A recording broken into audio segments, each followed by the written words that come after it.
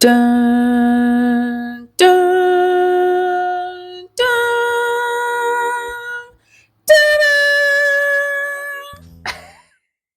Welcome to the absolute chaos that is me trying to move. We are buying a new house, and as such, I am packing up my current house, which has been absolutely brimming with too much stuff. And I have had to come face to face with my stash of craft supplies, and I decided to make a video where I show you where I'm at. This is in no way going to be a comprehensive video of look what I did with my stash, because I'm still in the process of packing, haven't even closed on the house yet, those kinds of things. But this is where we're at. I'm going to show you my stash and talk about things that I hope for what's going to come. This is going to be a multi-part series, and I will show you how everything ends up when I move and have a new craft room. So if you are interested in that, stick around, and you're about to see an incredibly large stash.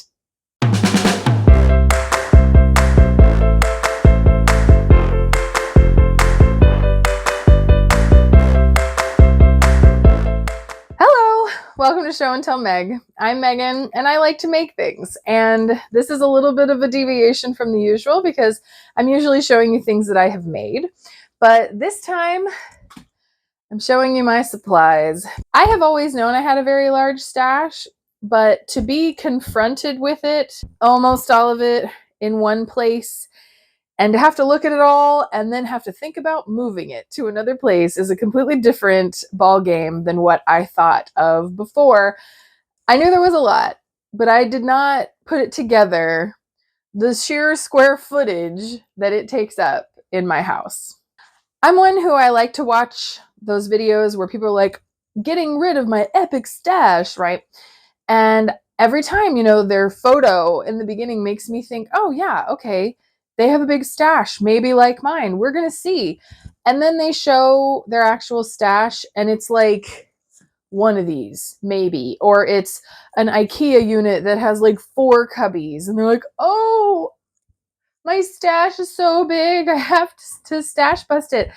And I'm over here going, you do not even know. And so think of me what you will. A lot of these things have been given to me. And I am one of those people that because I like to make things, I can kind of see the potential in everything. And so it's kind of hard for me to let some of these things go when I know that even if I'm not using it right now, I probably would be able to use it in the future. And I've been on such a limited budget for so long that it's hard to let that go when you don't have to live that way anymore. Like, not that I shouldn't be frugal, but I'm certainly not in the position that I was several years ago, where if I didn't keep this right now, I might not be able to afford to buy it again. That is actually something that a friend of mine on YouTube, Shannon Talks Yarn, has talked about a couple of times, having scarcity mentality.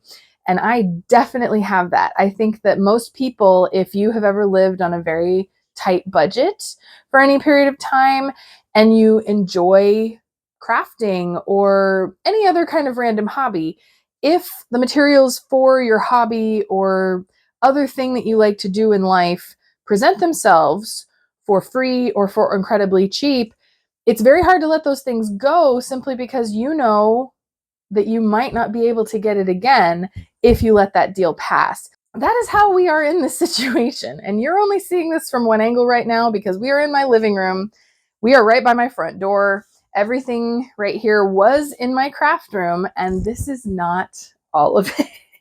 This stack here is floor to ceiling buckets of yarn, and these are all completely filled. These are pretty organized though. I will at least give myself that credit. I do like to keep like things together.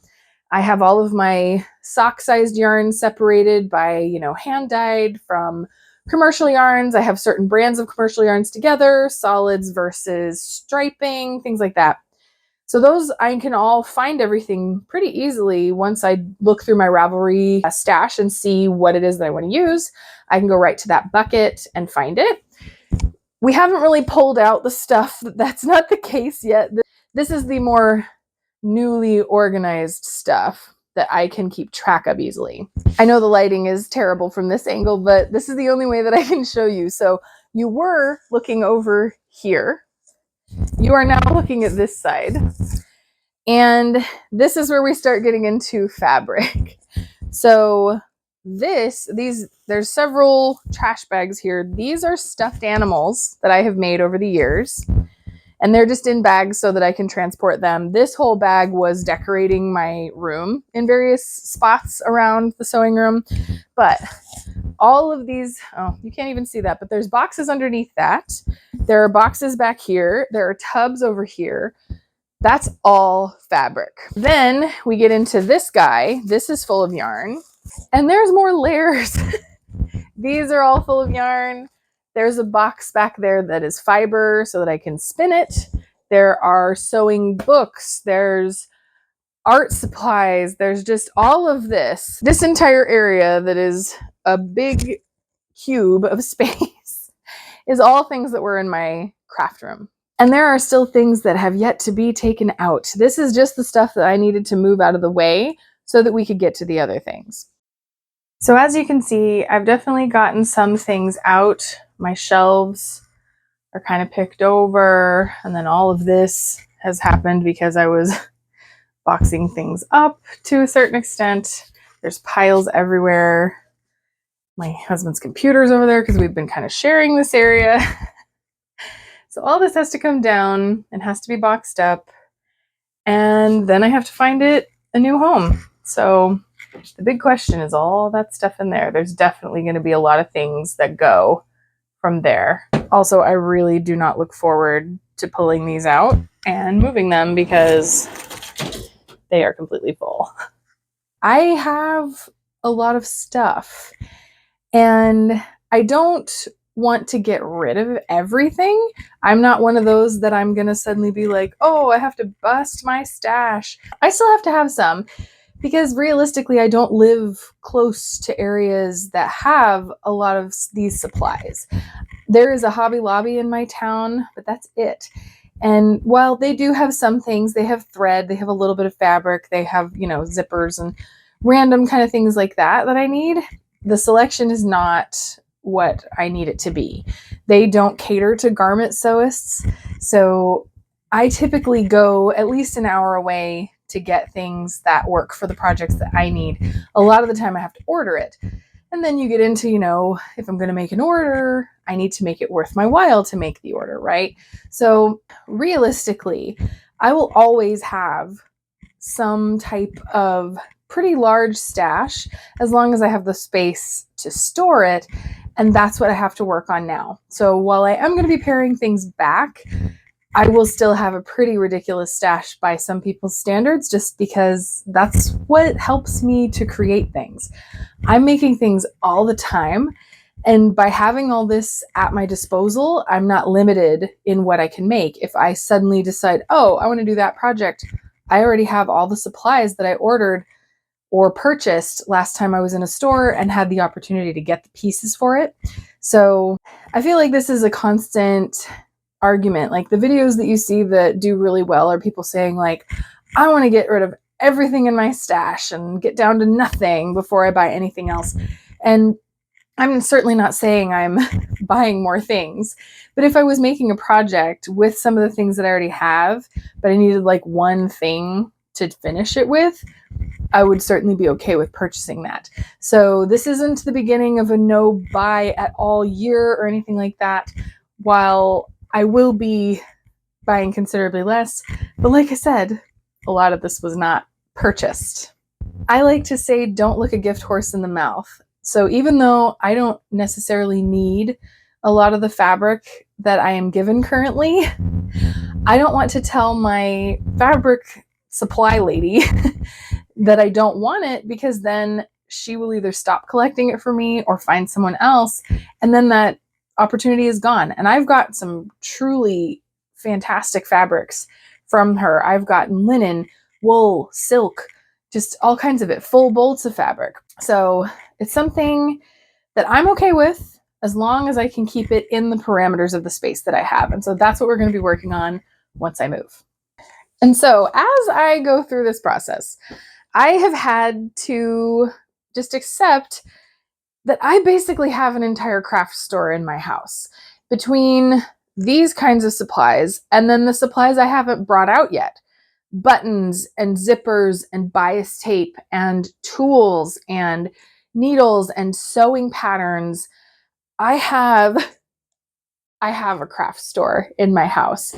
I am going to have to go through all of this when I move. I don't have enough time to go through all of it piece by piece before moving. Should I have done this already? Yes, probably.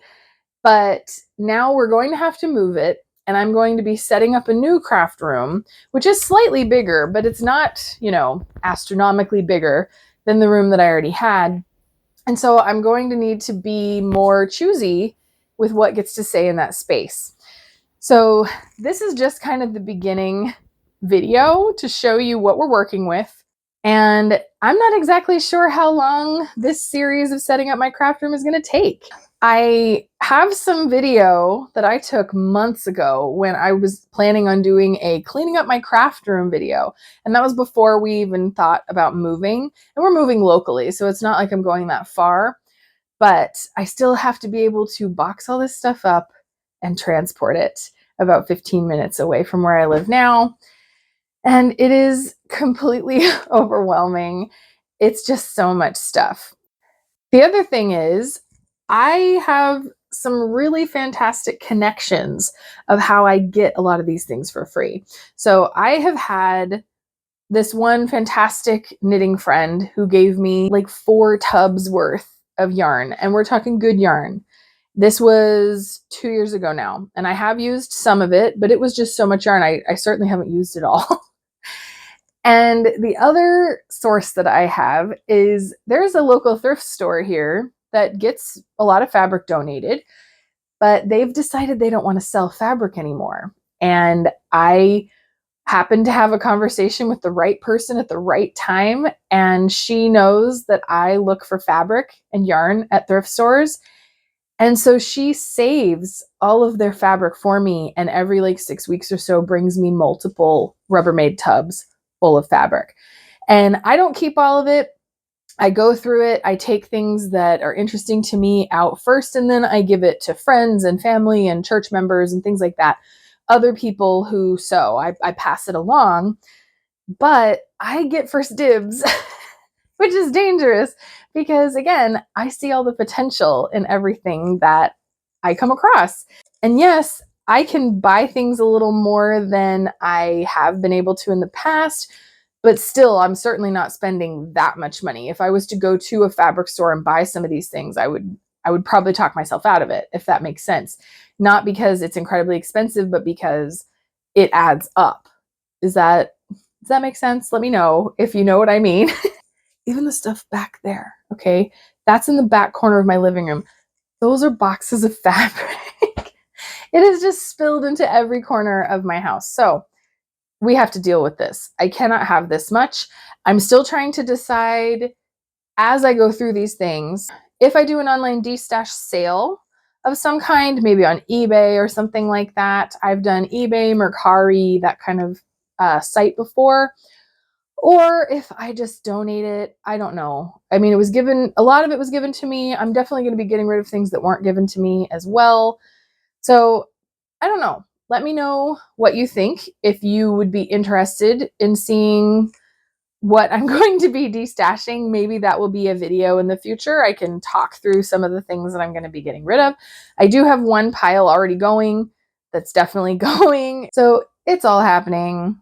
But yeah, I'm not entirely even sure how to round this off. I just wanted to show you where I'm at. See if you're interested in seeing more of this in the future. I will definitely be showing the evolution of my craft room.